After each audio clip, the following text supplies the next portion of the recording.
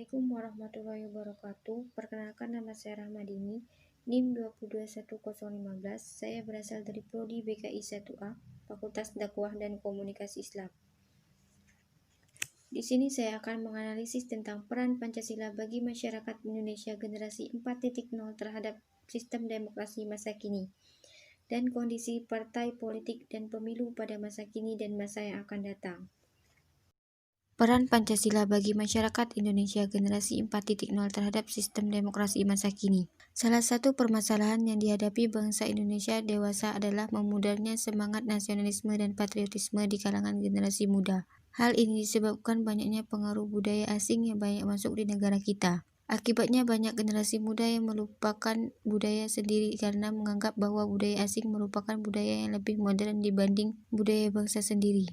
Hal ini berakibat nilai-nilai luhur bangsa banyak diabaikan hampir terjadi di sebagian besar generasi muda. Sejak dahulu dan sekarang ini serta masa yang akan datang, peranan pemuda atau generasi muda sebagai pilar, penggerak dan pengawal jalannya pembangunan nasional sangat diharapkan. Melalui organisasi dan jaringannya yang luas, pemuda dan generasi muda dapat memainkan peran yang lebih besar untuk mengawal jalan pembangunan nasional. Berbagai permasalahan yang timbul akibat rasa nasionalisme dan kebangsaan yang memudar banyak terjadi belakangan ini. Banyak generasi muda atau pemuda yang mengalami desorientasi, dislokasi, dan terlibat pada suatu kepentingan yang hanya mementingkan diri pribadi atau sekelompok tertentu dengan mengatasnamakan rakyat sebagai alasan dalam kegiatannya.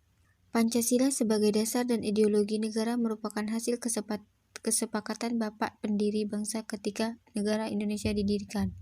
Dan hingga sekarang di era globalisasi, negara Indonesia tetap berpegang teguh kepada manusia sebagai dasar negara. Sebagai dasar negara, Pancasila harus menjadi acuan negara dalam menghadapi berbagai tantangan global dunia yang terus berkembang. Di era globalisasi ini, peran Pancasila tentulah sangat penting untuk tetap menjaga eksistensi kepribadian bangsa Indonesia.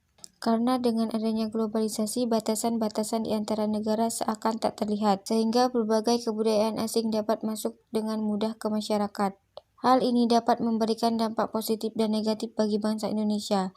Jika kita dapat memfilter dengan baik berbagai hal yang timbul dari dampak globalisasi, tentunya globalisasi itu akan menjadi hal yang positif karena dapat menambah wawasan dan mempererat hubungan antar bangsa dan negara di dunia. Sedangkan hal negatif dari dampak globalisasi dapat merusak moral bangsa dan eksistensi kebudayaan Indonesia. Sehubungan hal tersebut, generasi muda sebagai pilar bangsa diharapkan memiliki jiwa patriotisme dan nasionalisme dengan tetap bertahan pada nilai-nilai budaya bangsa Indonesia meskipun banyak budaya asing masuk di negara Indonesia.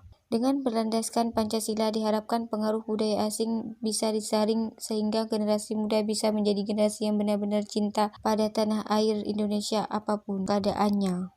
Kondisi partai politik dan pemilu masa kini dan masa yang akan datang.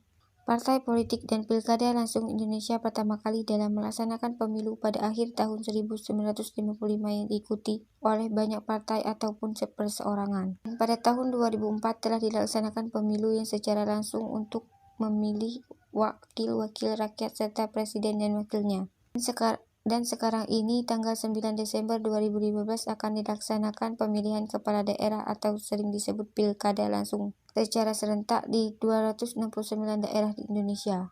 Pilkada ini merupakan sarana perwujudan kedaulatan rakyat. Ada 5 pertimbangan penting penyelenggaraan pilkada langsung bagi perkembangan demokrasi di Indonesia. 1. Pilkada langsung merupakan jawaban atas tuntunan apresiasi rakyat karena pemilihan presiden dan wakil presiden, DPR, DPD, bahkan kepala desa selama ini telah dilakukan secara langsung.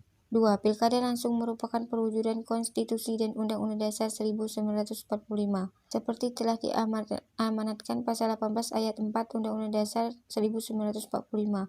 Gubernur, bupati, dan wali kota, masing-masing sebagai kepala pemerintahan daerah, provinsi, kabupaten, dan kota dipilih secara demokratis. Hal ini telah diatur dalam Undang-Undang Nomor 32 Tahun 2005 tentang pemilihan, pengesahan, pengangkatan, dan pemberhentian kepala daerah dan wakil kepala daerah. 3. Pilkada langsung sebagai sarana pembelajaran demokrasi atau politik bagi rakyat.